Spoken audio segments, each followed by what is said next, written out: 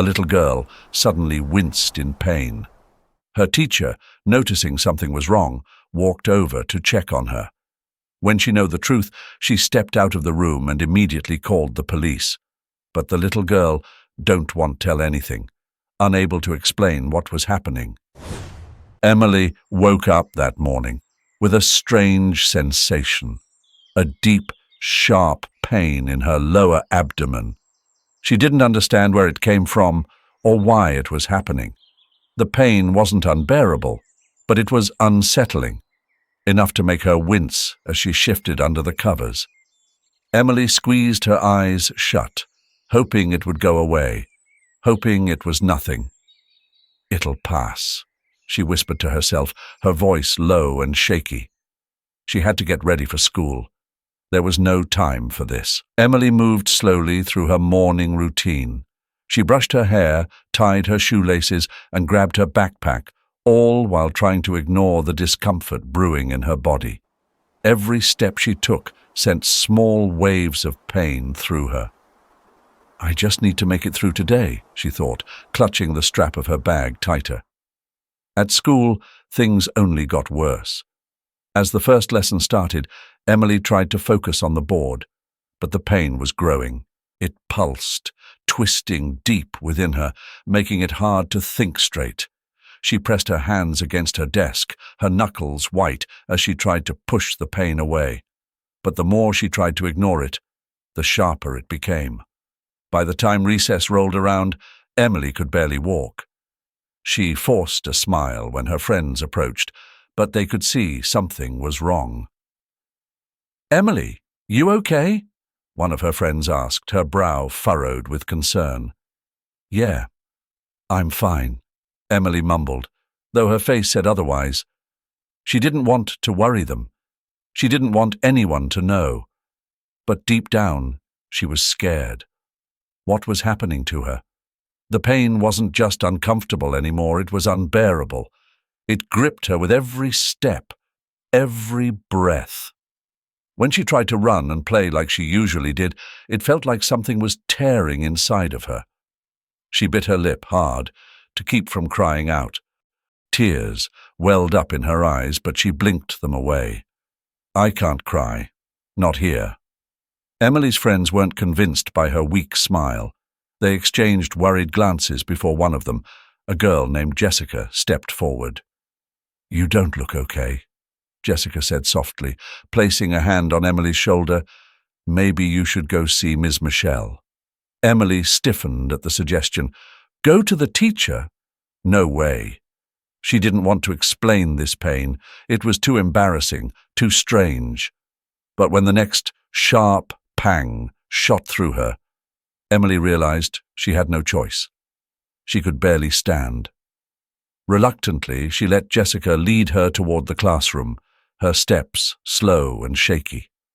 Each one felt like a battle against the pain. By the time they reached the door, Emily's heart was racing, not from the walk, but from fear. What if something was really wrong? What if it was serious? Ms. Michelle noticed right away. "Emily, sweetie, what's going on? You don't look too well." Her voice was calm, but filled with concern. Emily hesitated. The words caught in her throat. How was she supposed to explain this? I'm fine," she whispered, but her voice cracked, betraying her. Ms. Michelle crouched down beside her, softening her gaze. "It's okay. You can tell me.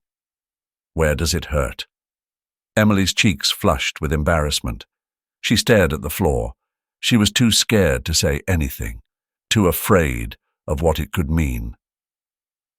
Ms. Michelle stood up slowly, her mind racing with possibilities. "Okay, sweetie. I think we need to get you some help. I'm going to talk to the principal, all right?" Emily's heart skipped a beat. She didn't want anyone else involved, but at this point, what choice did she have? She nodded, biting her lip to stop the tears that were threatening to fall. As Ms. Michelle turned to leave, Emily sat down, clutching her stomach. The pain was still there, gnawing at her insides, and with it, a growing fear of what was really happening to her. Emily was always the kind of girl who found her joy in the simplest of things. At school, she became a different person, full of life and energy. It was as if the weight of her world at home didn't exist once she set foot on that playground. Jump rope swinging through the air, the sound of dodgeballs smacking the ground, and the laughter of her friends were all that mattered during those precious moments. School, for her, was not just about learning. It was her sanctuary, her escape. She lived for recess, where she could run free, leaving behind the shadows of her reality. Those shadows never touched her in the schoolyard. But when the bell rang, signaling the end of recess, that light in her eyes dimmed. Emily wasn't the same in the classroom, especially during math class. Numbers, fractions, equations, they never made sense to her. The pressure built in her chest with every mistake, her fingers shaking as she worked through problems she couldn't understand. Emily could already feel the weight of her father's disappointment, even before she handed him the report card with another low grade. The words echoed in her mind, as if Paul's voice was already there, waiting to surface. "Why can't you do better, Emily?" she could almost hear him say, his tone not harsh, but heavy with the expectation she could never quite meet. It felt like she was living in two different worlds, the carefree joy of the playground, where she could be herself, and the suffocating pressure of the classroom, where she always seemed to fall short. The house felt too big now, too empty, ever since the accident. It had been 3 long years, but the grief was still there, sitting quietly in the corners of every room, as if it had never left. They had been coming back from what was supposed to be the perfect family vacation. Paul had spent years working up the courage and saving enough money to take them on a trip to the beach, something he had always wanted to do. It was going to be a first for all of them, Paul, his wife, and their 3 kids. The days were filled with laughter, sunshine, and the endless blue of the ocean. For a brief moment, everything felt perfect, but that perfection shattered on the ride home.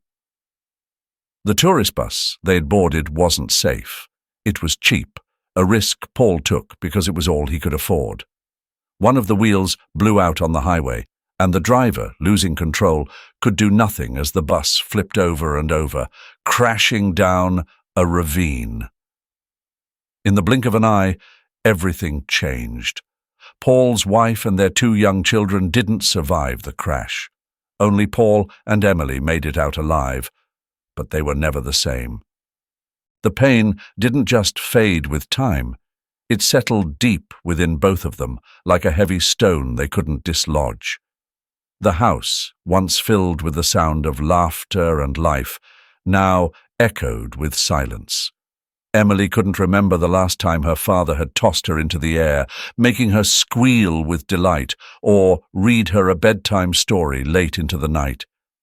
He wasn't the same man anymore. The accident had changed him in ways she couldn't fully understand. He had grown distant, quieter, his eyes always carrying the shadow of the grief they shared but never spoke about. They lived together, but it felt like they were miles apart, separated by a gulf of sadness neither of them knew how to cross. Every day the silence between them seemed to stretch further. The emptiness in the house mirrored the emptiness in their hearts. Paul worked long hours, coming home late, tired and worn, and even when he was home, he wasn't really there. His mind seemed elsewhere, lost in the memories of the family they used to be. Emily missed her father, the man he was before the accident. She missed the sound of his laughter, the warmth of his embrace, and the way he used to make her feel like the center of his world. But now, they were both just trying to survive. Now, he worked long hours, taking on any job he could to keep the house running. Most nights he came home exhausted, his body heavy with fatigue and his face hardened from the day's burdens. Emily tried her best to help cleaning the dishes, sweeping the floor, trying to keep the house in order. But no matter how hard she tried, it never seemed enough to make her father smile again. Their conversations were short, often filled with tension. "Did you do your homework?" Paul would ask, not looking up from his plate at dinner. "Yes, Dad," Emily would respond softly, avoiding eye contact, afraid that he might ask about her math grades. "Good," was usually the only reply before the clinking of forks and knives took over the room. The silence pressing down on her chest like a weight she couldn't shake. She missed her father, the father he used to be, the father who used to laugh with her, who told her everything would be okay, even when it wasn't. But now all she saw was a man lost in his grief, worn down by life, and too tired to be the dad she needed. Emily knew her father loved her, but it was a love wrapped in pain.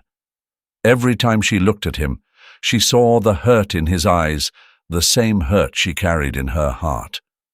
It was like they were both drowning, but instead of reaching for each other, they were drifting further apart. She wanted to fix things, to make him proud, to be the daughter who could somehow fill the void left by the accident. But she didn't know how. Most nights Emily would lie in bed staring up at the ceiling, replaying the day's events in her mind. She'd think about school, about how much she loved the freedom of recess, but dreaded the moment she had to return to her desk and face her struggles with math.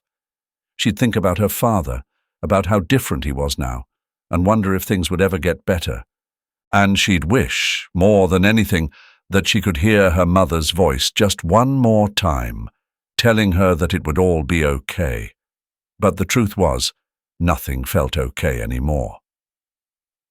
The school was quiet that day, except for the occasional whispers of concern from teachers and students alike.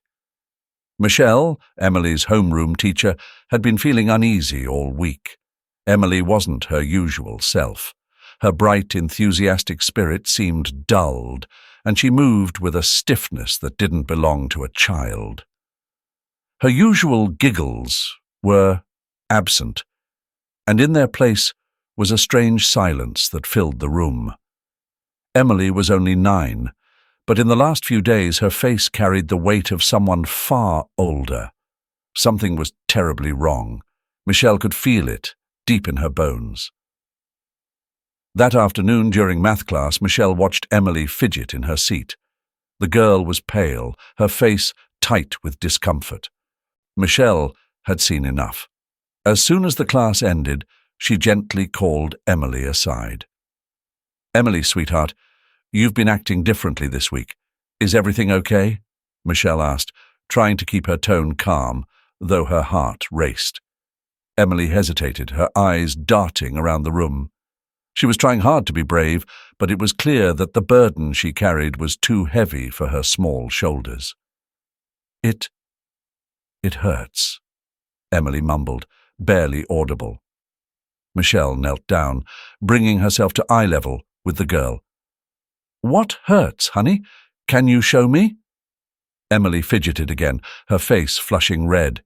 She pointed shyly to her lower abdomen, eyes welling up with tears. "Down there." "It hurts a lot, Miss Michelle," she whispered, her voice trembling with fear. Michelle's chest tightened. Something about this didn't feel right. "Have you told your mum or dad about this?" she asked softly, hoping for a simple answer, something that would make sense of the strange unease she felt. Emily looked down at her shoes, her fingers nervously twisting the hem of her shirt. "Dad, he doesn't like when I complain." So I didn't say anything. Michelle's heart sank. Paul, Emily's father, was a quiet man. He seldom came to school events, but when he did, there was always a certain coldness about him, a detachment. It had never alarmed her before, but now everything about him felt suspect. Could it be? Michelle didn't want to jump to conclusions, but the thought gnawed at her. Later that day, Michelle couldn't shake the conversation from her mind. She went to the principal's office, her heart heavy. "We need to talk," she began, recounting her conversation with Emily in a hushed, urgent tone.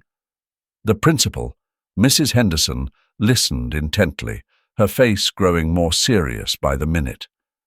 "We can't ignore this," Mrs. Henderson said firmly after a long silence. "We need to involve the authorities, just in case. If there's any chance of abuse, we have to act now." Michelle nodded, though a pit of guilt settled in her stomach.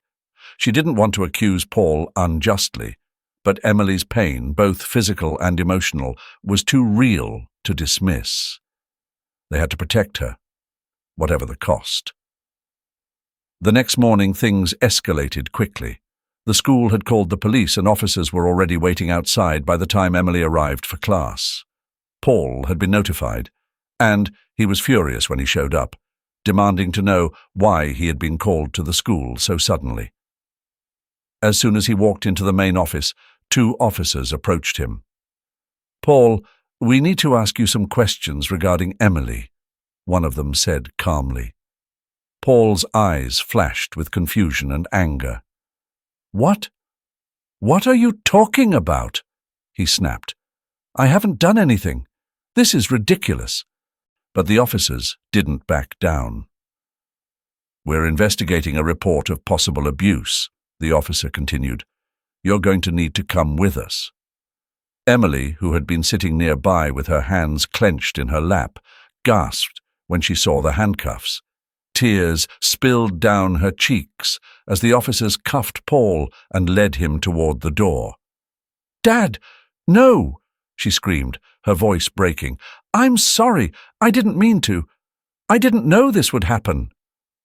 Paul twisted in the officer's grip, panic flashing across his face. "Emily, it's okay," he shouted over his shoulder, trying to keep his voice calm. "It's going to be okay. This is a mistake." But to Emily, nothing felt okay. She watched helplessly as her father was led out of the school, her mind spinning with fear and guilt. She couldn't understand why this was happening.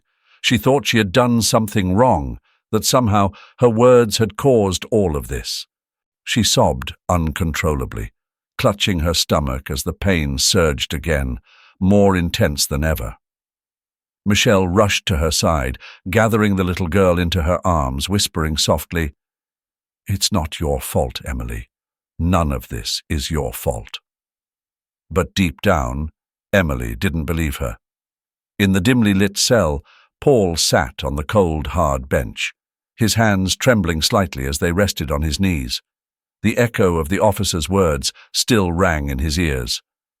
"You're under arrest for suspected child abuse." He replayed that moment over and over in his mind, trying to make sense of how his world had turned upside down in an instant.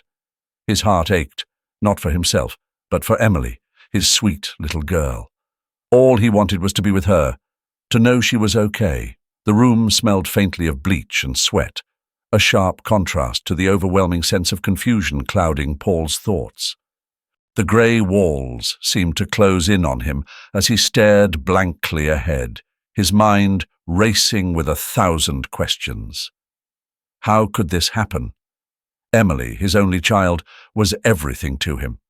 He had raised her on his own, ever since that fateful night when his wife had passed away. He had done everything to protect her, to keep her safe. And now this. The memory of the morning she had winced in pain, clutching her side, flashed before him. Emily had always been tough, never one to complain about a bruise or a scraped knee. But that day, something had been different. She was pale, her usual sparkle dimmed, and her movements were slow, deliberate, as if every step hurt. He had told her to rest, to let him know if the pain got worse. How could he have missed that something was so wrong?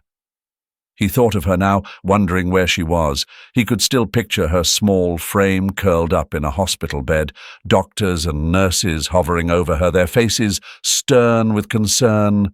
Paul wanted to scream, to demand answers, but the only sound that came from him was a ragged sigh. "I should be there with her," he muttered under his breath, the words barely audible in the still air of the cell. Meanwhile, across town, Emily was being wheeled into the emergency room. The bright, sterile lights of the hospital flickered above her as the nurses moved swiftly, the urgency of the situation reflected in their hurried steps. Emily's small hand clutched the edge of the stretcher, her knuckles white as the pain radiated through her body. She had never felt anything like it before, this sharp, stabbing sensation deep inside her. It scared her more than anything else ever had. Michelle, her teacher, had insisted she go to the hospital. "We can't ignore this, Emily," Michelle had said, her voice soft but firm. "You need to see a doctor. It'll be okay." But it didn't feel okay. Nothing about this felt right. Emily had always been healthy, full of energy, always the first to run across the playground, laughing with her friends. And now she was lying in a hospital bed, doctors murmuring words like infection and tests, as if she wasn't even there. She closed her eyes, tears slipping down her cheeks. All she wanted was her dad. Her father had always been her rock, her protector, the one who made her laugh even on the worst days. But he wasn't here. He couldn't be here. She had seen the police take him away, heard their voices as they spoke in hushed tones to the principal. They had whispered words she didn't quite understand, words like abuse and arrest. Emily couldn't wrap her mind around it. Her dad, hurting her? It didn't make sense. He had always been there for her, always made sure she had everything she needed, even after her mom was gone. How could they think he would hurt her? Back at the school, Michelle sat in her classroom, wringing her hands together, the weight of what she had set into motion pressing heavily on her. She had been so sure that something was wrong. She had seen the way Emily winced when she walked, the way she avoided talking about her father. But now, as she sat alone, doubt began to creep in. What if she had been wrong? What if this wasn't what it seemed? Michelle couldn't shake the feeling of unease that had settled in the pit of her stomach. She had done what she thought was right, reporting what she had seen, what she suspected. But now, with Paul sitting in a jail cell and Emily lying in a hospital bed, she couldn't help but wonder if her instincts had led her astray. Paul, still in his cell, clenched his fists tightly, staring at the dull metal door. He had to prove his innocence. He had to find a way to show them that he could never hurt Emily. But for now, all he could do was wait and pray that someone, anyone, would believe him. The sterile walls of the hospital room were silent, save for the soft hum of the machines surrounding Emily. She lay on the hospital bed, her small body still, except for the rise and fall of her chest. The room felt cold, not just because of the temperature, but because of the thick tension that seemed to wrap itself around everyone present. Emily's face was pale, her once bright eyes now clouded with exhaustion, confusion, and an underlying sense of fear. Dr. Harris, a calm woman with kind eyes and a steady hand, stood beside Emily's bed, reviewing the results. After hours of tests, examinations, and scans, the truth was finally starting to surface. The worry etched on the faces of the teachers and school staff gathered outside the room was palpable. They had all rushed to the hospital, anxious and fearful after assuming the worst. Inside the hospital room, Dr. Harris cleared her throat, breaking the silence. "Emily, sweetheart," she began softly, kneeling beside the bed to meet the little girl's tired eyes. "We've run a few tests, and I want you to know that you're going to be okay." Emily blinked slowly, her lips trembling as she tried to process the doctor's words. "It hurts," she whispered, her small voice barely above a breath. Dr. Harris nodded gently. "I know it does, honey. What you're feeling right now is something called a urinary tract infection. It's making it painful for you to use the bathroom, and it's caused some discomfort in your lower stomach. But there's no need to worry, we can fix that with some medicine." For a moment, Emily's face softened, but then she frowned. "Why does it hurt so much? Why am I like this?" The doctor hesitated, her eyes flicking to the side, where Emily's teachers, Ms. Michelle and Mrs. Delaney, were standing by, trying to remain calm. "You see, Emily," Dr. Harris continued, her voice steady, "your body is growing up a little faster than usual. You're going through something called early puberty. It's nothing to be scared of, but it can make things feel strange or even hurt sometimes. But again, that's completely normal." Michelle's face turned white with shock. Early puberty. A urinary infection. How could they have missed this? For days they'd whispered about Emily's father, Paul. They'd seen his rough exterior, the way he hardly smiled, and the exhaustion that clung to him like a heavy coat. They assumed, based on nothing but fear, that he must have hurt her. They assumed the worst. Now, the weight of their mistake hung heavily in the air. Mrs. Delaney, her hands clasped tightly in front of her, muttered, "We were wrong. Oh, God, we were so wrong." Dr. Harris stood up and walked to the door, opening it slightly to let the teachers know the rest of the diagnosis. "There's no sign of any abuse," she said firmly. "Emily's pain was caused by a medical condition, nothing more." The words felt like a bomb had dropped in the room. Michelle's hand flew to her mouth. She had been the one to suggest calling the authorities, to have Paul arrested without concrete evidence. How could they have jumped to such horrible conclusions? Her eyes filled with tears of regret, but she knew now wasn't the time for self-pity. Emily needed her father. Paul sat in the police station staring at the cold floor beneath him, his heart racing with every passing second.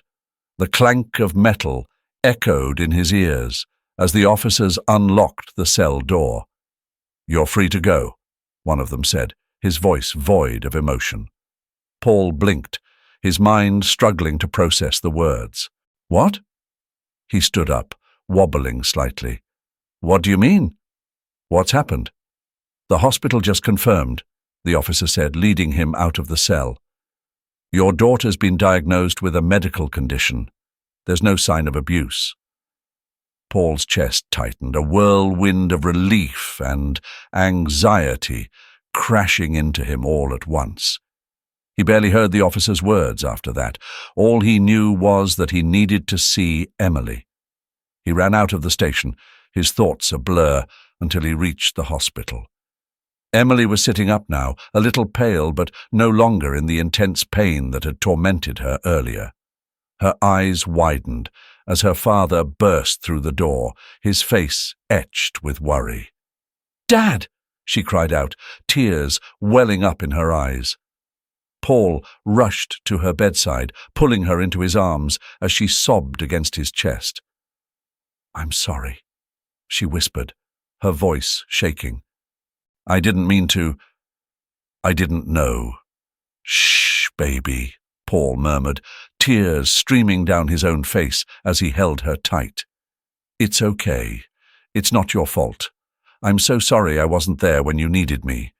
But I'm here now. I'm never leaving you again, okay? Never." They sat there, wrapped in each other's arms, letting the tears flow freely, the weight of misunderstanding and pain slowly lifting from their hearts. The tension in the air was palpable as Miss Michelle stood before Paul, her hands clasped tightly together, her face a mixture of guilt and apprehension. She glanced down for a moment, collecting herself before speaking. "Paul," she began, her voice soft yet strained, "we owe you an apology. All of us here at the school." Paul remained silent, his expression unreadable as he listened. The room, usually filled with the lively chatter of children, felt unbearably quiet. He looked at Emily, his little girl sitting beside him, her small hand in his, now safe after all the turmoil. The weight of what had happened over the past few days pressed on him like a boulder. Ms. Michelle continued, her voice cracking slightly. "We were wrong to jump to conclusions, wrong to assume without knowing the full truth. I can't imagine the pain this has caused you, both of you." Paul's eyes narrowed slightly. He had every right to feel angry, to lash out. But he didn't. The hurt ran too deep for words. For days his world had been turned upside down, accused of something unthinkable. The image of Emily, his baby girl, sitting in pain, tears in her eyes, and then seeing those same eyes filled with fear as the police took him away, haunted him.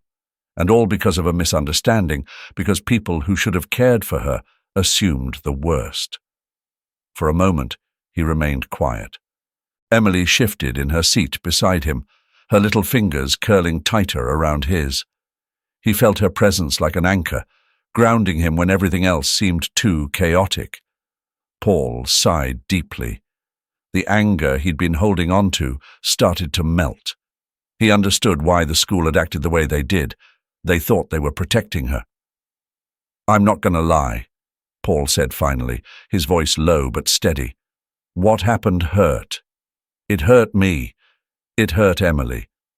But I get it." His gaze moved from Ms. Michelle to the other teachers who had gathered in the room, their faces all marked with regret. "You were trying to keep her safe. I can't hate you for that." Ms. Michelle blinked back tears, grateful for his understanding. We want to make things right, Paul. We know we can't undo what's been done, but we want to offer you something. The school needs someone reliable, someone we can trust. We want to offer you a job here as part of the staff." Paul blinked, surprised. A job? He hadn't seen that coming. For months now, he'd been scraping by, picking up any odd job he could just to make ends meet. The thought of having a steady income, something dependable, something that would let him be closer to Emily, was unexpected but welcome. "I don't know what to say," Paul muttered, glancing down at his daughter. Emily, still recovering from everything, gave him a faint, encouraging smile. It was as if she knew that this was the step forward they needed. A fresh start. "Take your time," Ms. Michelle urged gently. "We just want you to know that the offer is there. You deserve more than just an apology, Paul." Paul nodded, still processing everything. He looked at Emily again, the color returning to her cheeks, her body slowly healing from the physical pain she had endured. He could see in her eyes that she felt safer now, more at peace, knowing he was there, always watching over her. The worst had passed, and now it was time for healing. With a deep breath, Paul extended his hand toward Ms. Michelle. "Thank you," he said, his voice firmer now. "I'll take the job. For Emily." Ms. Michelle let out a small, relieved laugh, shaking his hand warmly. "You won't regret it, Paul. We'll do everything we can to make this right for both of you." As they left the school, that day, Emily walking beside her father, Paul felt lighter than he had in weeks. The pain, the accusations, the fear, it was still there, but it was starting to fade.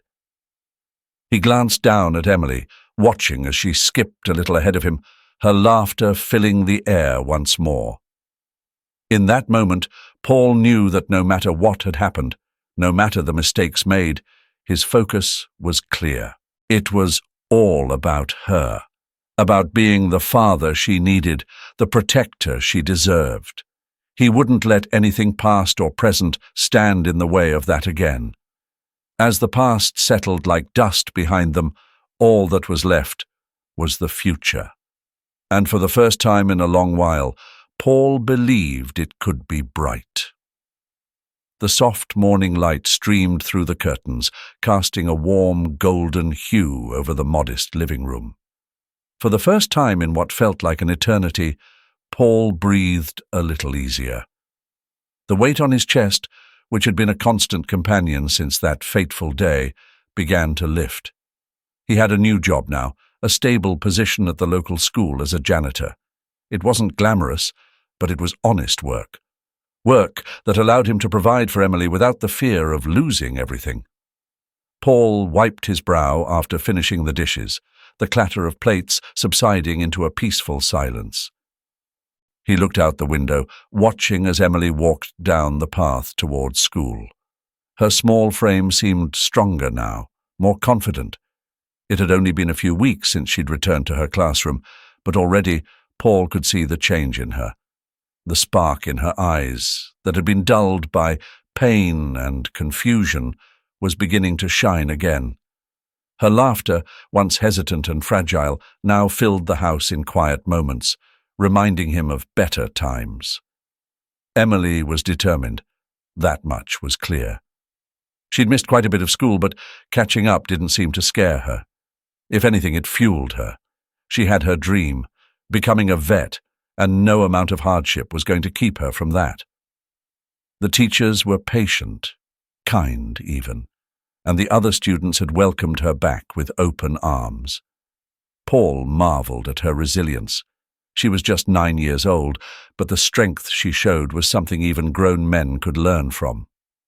At school, Emily kept her head down at first, still cautious, still wary of the whispers. She knew some of the kids had heard about what happened, about her father being taken away, about the misunderstanding that turned their world upside down. But she was done living in fear.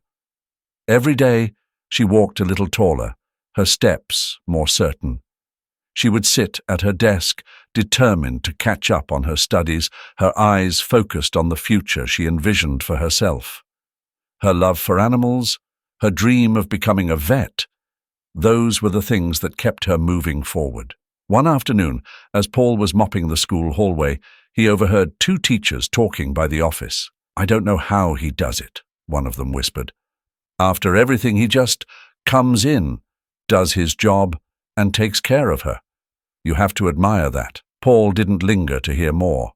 He didn't need praise, nor did he seek anyone's pity. All he wanted was to give Emily the life she deserved, a life without fear, without sadness. He had promised her that, and he wasn't a man who broke his promises. The community, once skeptical and distant, had started to rally around them. Slowly, the judgmental glances turned into nods of understanding. Neighbors who used to cross the street to avoid him now waved and asked about Emily. Parents at the school, once suspicious of him, began to see Paul for who he was, a father trying his best under impossible circumstances. It wasn't much, but it was enough. It was a start. Every evening as they sat down to dinner, Paul would ask Emily about her day. She would smile, sometimes timid, sometimes bright, and recount her lessons or a funny moment with her friends. It was in these quiet moments that Paul felt the depth of their bond growing stronger. There was a time when they'd both been lost, trapped in their own pain. But now they were finding their way back to each other, step by step. One night, after Emily had gone to bed, Paul sat at the kitchen table, staring at the worn wood beneath his hands. His mind drifted to the past months, the mistakes, the misunderstandings, and the overwhelming fear of losing his little girl. But they had survived it. They had come out the other side, scarred, but stronger. Paul knew they still had a long way to go, but for the first time in a long time, he allowed himself to believe that everything would be okay. He had Emily, and she had him. That was all that mattered. Together they would rebuild their lives, one day at a time. And for Paul, that was enough. It was a chilly autumn morning when Paul and Emily walked up the hill toward the cemetery. The crunch of fallen leaves beneath their feet was the only sound breaking the peaceful silence. The air was crisp, carrying with it the faint scent of pine and earth, as if nature itself was reminding them of the impermanence of life. Emily held her father's hand tightly, her small fingers curling around his rough, calloused palm. She was only 9, but the weight of her experiences had aged her soul far beyond her years.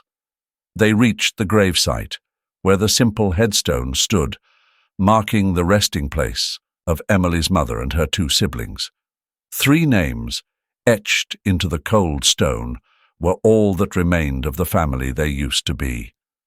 Paul's eyes lingered on the names of his wife and children, his heart heavy with the sorrow that never seemed to fully leave him. He knelt down, placing a hand on the gravestone as if by touching it he could feel a connection to the ones he had lost. Emily stood beside him, her gaze distant. The wind picked up, blowing her hair across her face, but she didn't brush it away. Instead, she stared at the stone, lost in her thoughts. She had been so young when the accident happened, too young to fully understand why her mother and siblings had been taken from her. But now, after everything that had happened, she had learned that life was fragile, that happiness could be fleeting. For a long moment, neither of them spoke. There was nothing that needed to be said. They had been through the storm together, Paul and Emily, father and daughter, the last remnants of a broken family. But standing there, in the quiet solitude of the cemetery, there was also a sense of peace, of gratitude. They still had each other, and after everything, that was more than enough.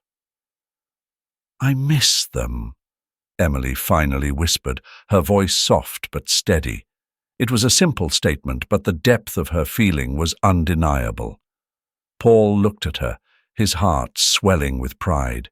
She had grown so much in such a short time, not just in the way children grow, but in her spirit. She had faced the darkness and come out stronger on the other side. He had seen her wrestle with fear, with confusion, and with loss, but she had never once let it break her. She was his daughter, his resilient, brave little girl. "I do too, sweetheart," Paul said, his voice thick with emotion. "Every single day." They stood together for a while longer, letting the wind carry away their words. It wasn't the kind of pain that would ever go away, but it was no longer the sharp, unbearable ache it had once been. It had softened, become a part of who they were, shaping them, but not defining them. As they turned to leave, Emily felt a quiet strength inside her. The cemetery, the gravestones, the memories, they would always be a part of her life, but they no longer held the same weight over her. She was learning to live with the pain, to accept it without letting it control her. On the way home, Emily glanced up at her father, a question forming in her mind. "Do you think they're watching us?" she asked. Paul smiled faintly. "I like to think so," he said. "I think they're proud of you, Emily, proud of how strong you've become." Emily didn't say anything, but a small smile touched her lips. She wasn't sure if her mother or her siblings could see her, but she knew they were always in her heart, and that was enough. As they walked back down the hill, hand in hand, the sun broke through the clouds, casting a golden glow over the landscape. It was as if the world itself was reminding them that life goes on, that there is always light after the darkness. They had each other, and that was enough. The future stretched out before them, uncertain but full of hope. Paul and Emily had survived the worst, and now they were ready to face whatever came next, together. The lesson they carried with them was one of love and forgiveness, of learning to let go of what could not be changed. The school and the community had learned too. People had come to understand the importance of not rushing to judgment, of taking time to see the whole picture before making decisions that could impact lives forever. As they continued their walk, Emily looked up at her father, and for the first time in a long time, she felt at peace. The future was theirs to shape, and she knew they would face it with strength and love, just as they always had. Emily's story is a powerful reminder of how life can change in an instant, and how even in the deepest pain, we find strength we didn't know we had. If you've ever felt like Emily, living in two worlds, trying to make sense of loss and moving forward, just know, you're not alone. It's okay to struggle, and it's okay to lean on the people around you. Sometimes the hardest battles we fight are the ones within ourselves. But like Emily and Paul, there's always hope on the other side. Thanks for watching. If this story touched you, make sure to hit that like button, share it with someone who might need to hear it, and of course, don't forget to subscribe to the channel. We've got plenty more stories coming your way that'll make you think, make you feel, and most of all, remind you that in the end, love and family are what matter most. See you in the next one.